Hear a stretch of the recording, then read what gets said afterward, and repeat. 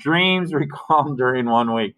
So we have a table of some values here. Let's read what the table is about. It says the data in the table above were produced by a sleep researcher studying the number of dreams people recall when they're asked to record their dreams for 1 week. Group X consisted of 100 people observed early bedtimes.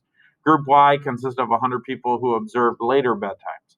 If a person is chosen at random from those who recalled at least one dream, what is the probability that the person belongs to the Y group?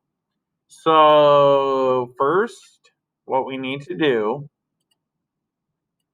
is we need to look at the people who recall at least one dream, which is this right here, right? So that's 11.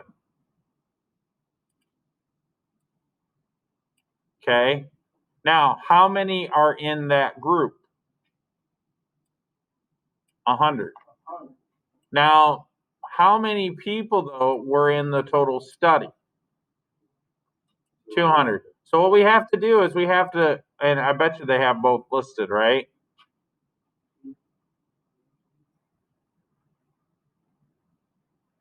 And they also have, I'm just going to highlight, because this is what you got to do to determine.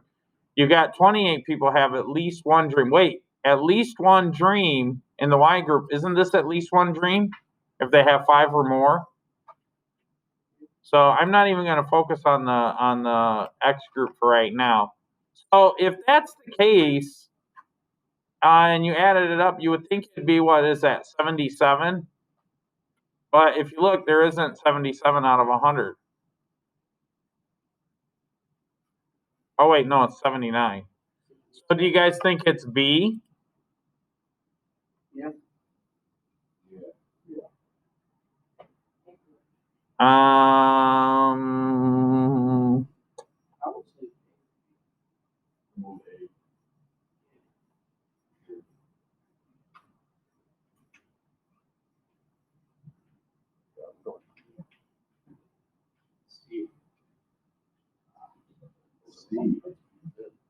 Well, why do you think it's C?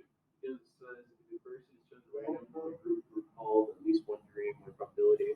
So it's total between both groups who experienced one dream, which would be 164. And it says what probably that one of them belonged to group Y. Well, there were 79 people in group Y who experienced one dream, at least one dream. So 79 out of Well, I think we know who's going to do well on the SAT, but let me write down and explain that to you, okay? Oh, good for you. So how many people, so here's the thing. How many people in group Y experience at least one dream? So I'm going to write it over here. So it's just 11 plus 68, right? So that would be 79. But how many people total experience at least one dream? Well, there's this many. So this is group Y. Okay. And then for group X,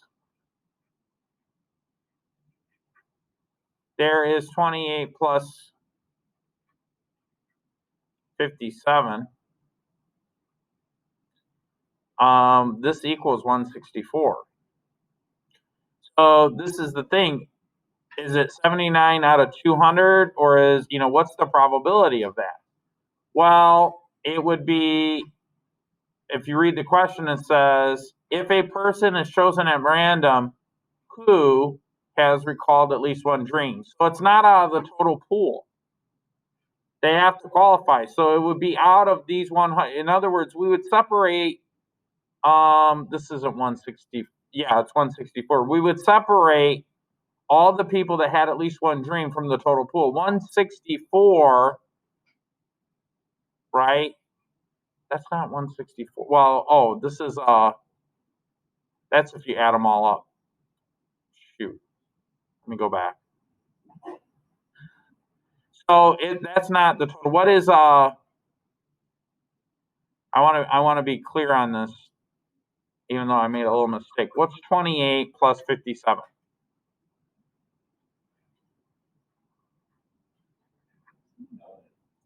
Huh? No. 28 plus 57 is, carry the one, that is 8.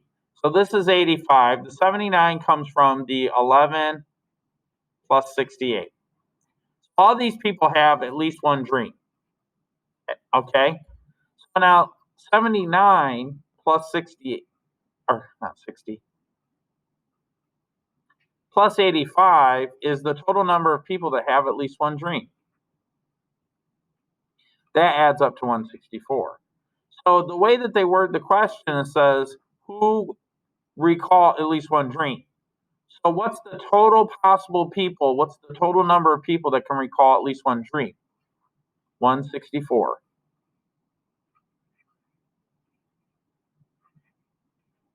Now there's 200 people that were surveyed, but only 164 of them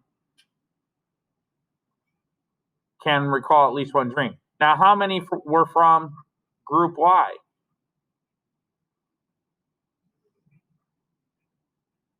79. So the answer is C. Okay, does that kind of make sense? So that's how you do that one.